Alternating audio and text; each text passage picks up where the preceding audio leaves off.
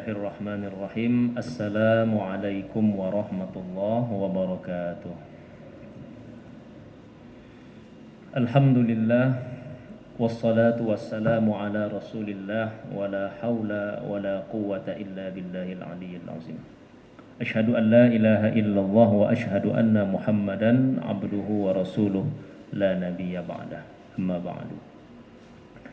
Saudara-saudaraku yang kami cintai karena Allah Subhanahu wa taala, bersyukur kita kepada Allah dengan mengucapkan alhamdulillahirabbil alamin. Pada siang hari yang berbahagia ini kita kembali dapat hadir bersama-sama menunaikan salat fardu zuhur secara berjamaah. Mudah-mudahan Allah selalu berikan kita istiqomah menjadi kebiasaan kita hingga akhir hayat.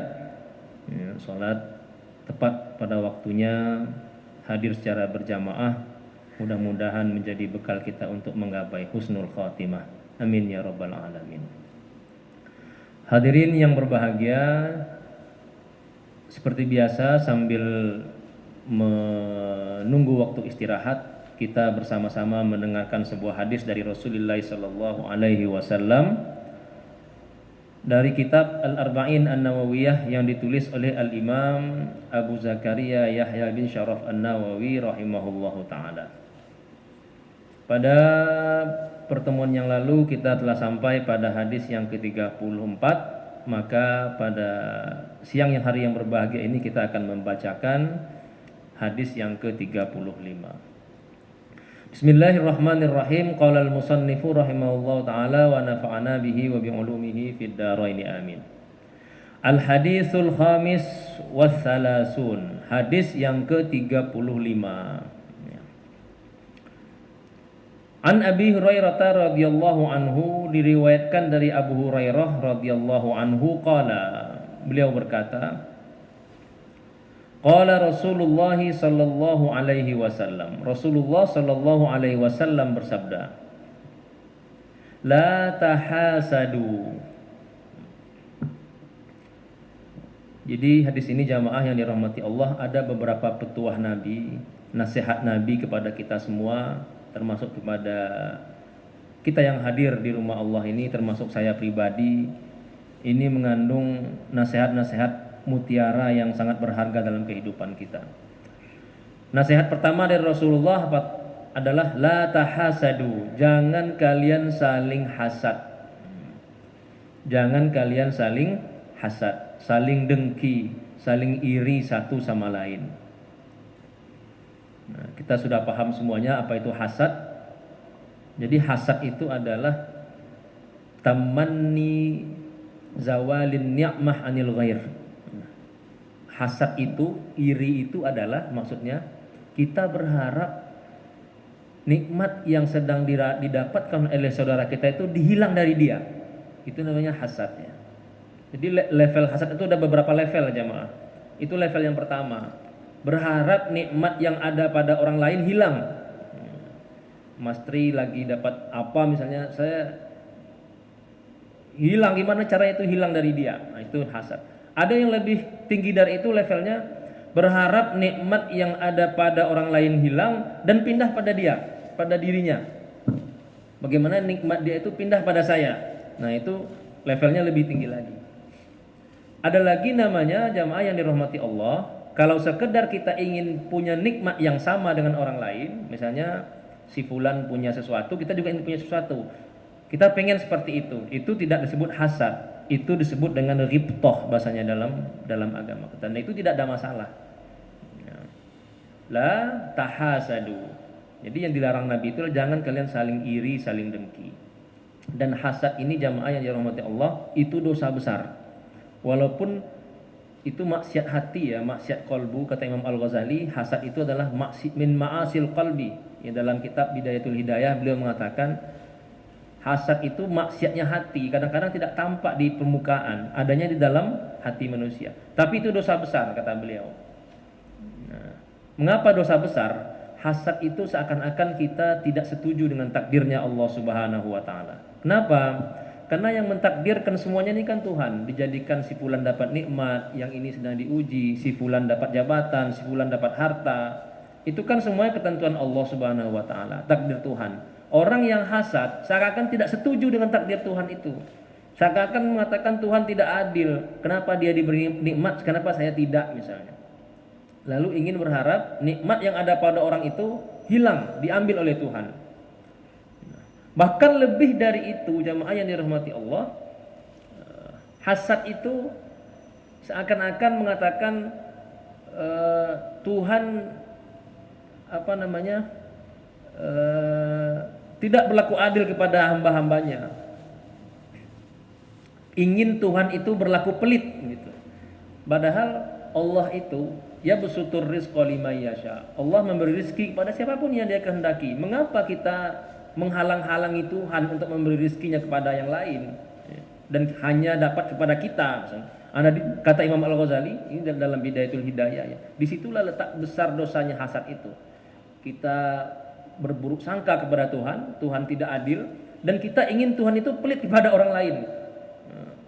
Masa dia aja oh Tuhan jangan kasih dia nikmat. Itu kan secara tidak langsung itu kan ada di hati orang yang hasad gitu ya. Nah, Rasulullah melarang kita dari itu. La tahasadu, jangan kalian saling hasad. Yang kedua, wala tanajashu, dan jangan kalian saling tanajus. Ini ada dua artinya. Yang pertama saling menipu. Yang kedua bisa jadi tanajus itu saling mencari-cari kesalahan. Itu juga dilarang. Dan itu biasanya itu berawal dari hasad. Dari hasad kita ingin mencari-cari kesalahan orang untuk menjatuhkan orang itu. Wala tabaghadu, dan jangan kalian saling benci. Tabaghadu, jangan kalian saling benci, kata Rasulullah sallallahu alaihi wasallam. Al-bughdu, jangan kalian saling menyimpan kesumat benci antara satu dengan yang lain.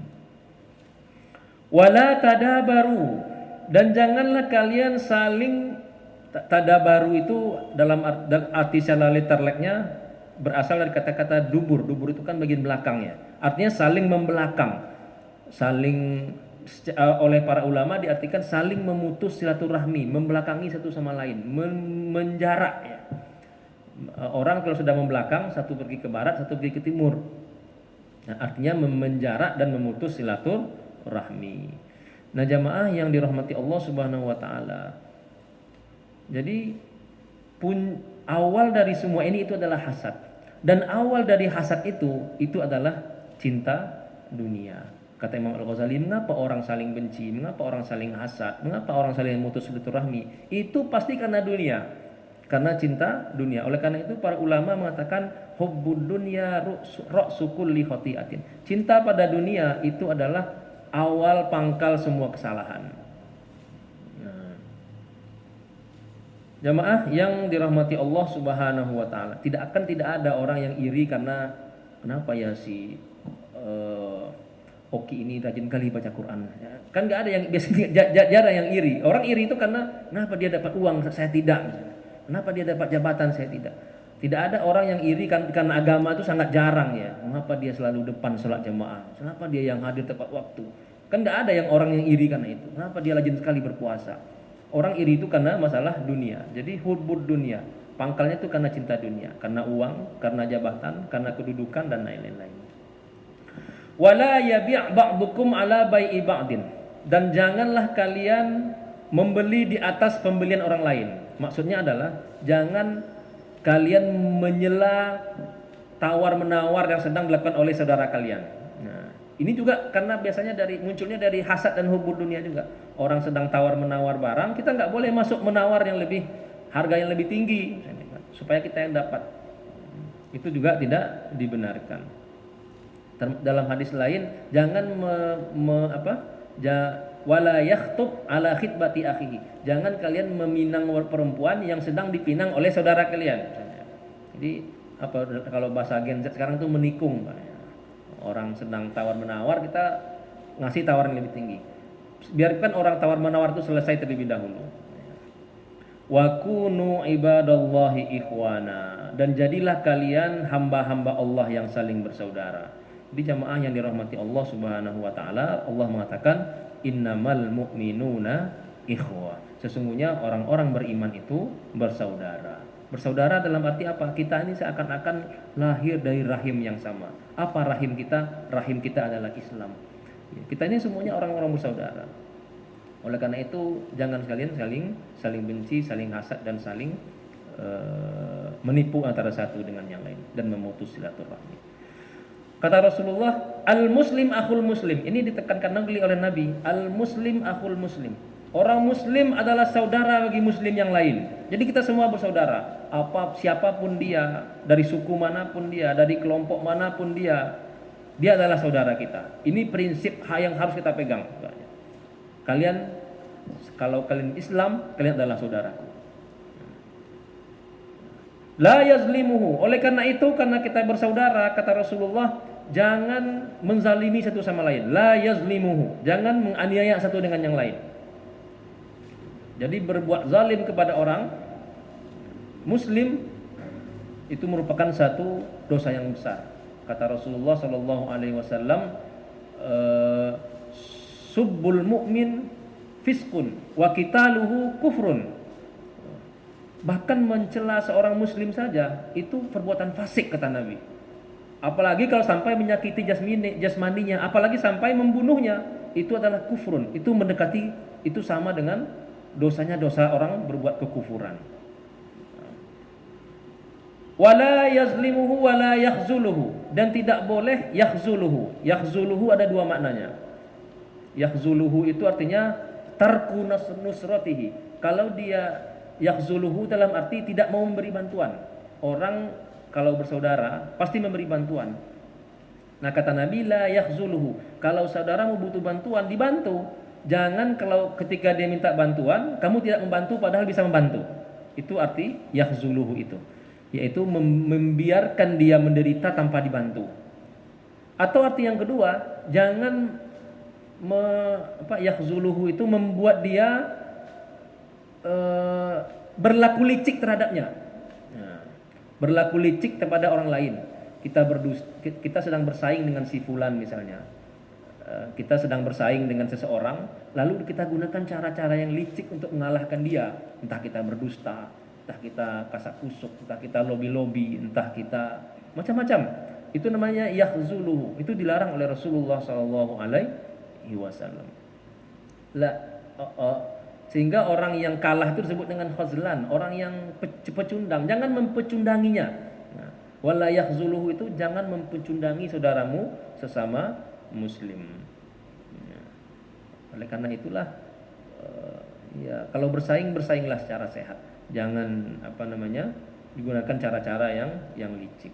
Wala yakzibuhu, jangan berdusta kepadanya. Wala yahqiruhu, dan jangan sesekali menghinanya. Jadi ada beberapa larangan yang disebut oleh Nabi dalam hal ini, dalam menjaga hubungan baik kita sebagai sesama Muslim. At-taqwa hahuna. Nabi mengatakan at-taqwa hahuna. Takwa itu ada di sini.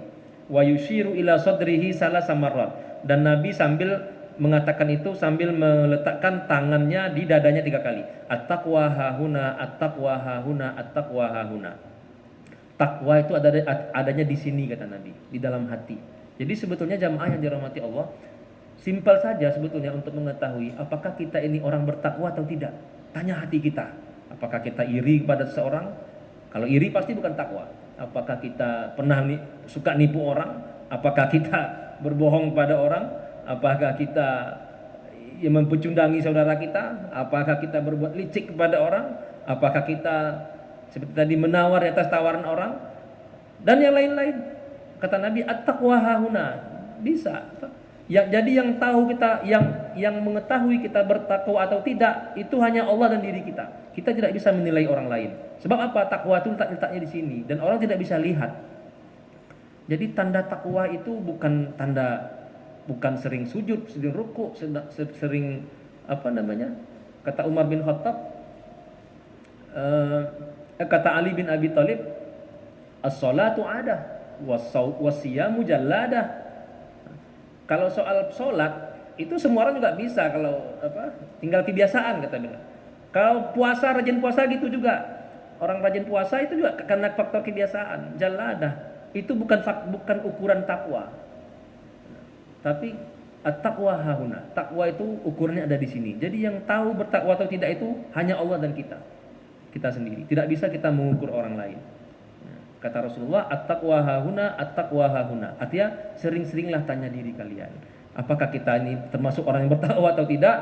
Nah, parameternya ini. Apakah kita sering hasad? Apakah kita saling benci? Apakah kita saling memutus silaturahmi? Dan lain-lain. Bihasbi mri'in minasyarri ayyahqira akhahul muslim. Cukuplah seseorang disebut jahat ketika dia menghina saudaranya sesama muslim. Sudah cukup dikatakan seseorang itu jahat, kata Nabi, syar, buruk perangainya, ketika dia menghina saudaranya sesama muslim. Tak menghina karena levelnya lebih rendah, menghina karena orang mungkin tidak orang berkedudukan di masyarakat, atau menghina karena pekerjaannya, menghina karena kedudukannya, statusnya. Ketika kita menghina, kata Nabi, cukuplah itu menjadi pertanda kita itu orang jahat, orang yang buruk. Bihasbi mri'in minasyarri ayyahqira akhahul muslim. Kullu muslim. Nah, ini sebagai penutup Nabi mengatakan kullul muslim, setiap muslim, alal muslim haramun. Setiap muslim terhadap muslim yang lain haram baginya untuk apa? Damuhu, menumpahkan darahnya. Artinya menyakitinya. Haram seseorang muslim itu menyakiti muslim yang lain, menyakiti fisiknya. Wa maluhu, haram bagi dia untuk mengambil harta orang lain, muslim yang lain. Haram bagi seseorang mengambil harta seorang muslim yang lain, kecuali dengan cara-cara yang benar. Cara yang benar itu apa? Antarodin minkum, kecuali saling ridho, kata Allah dalam Qur'annya. Tapi dengan cara mencuri, menipu, mengambil harta orang dengan cara-cara yang tidak dibenarkan, haram, katanya.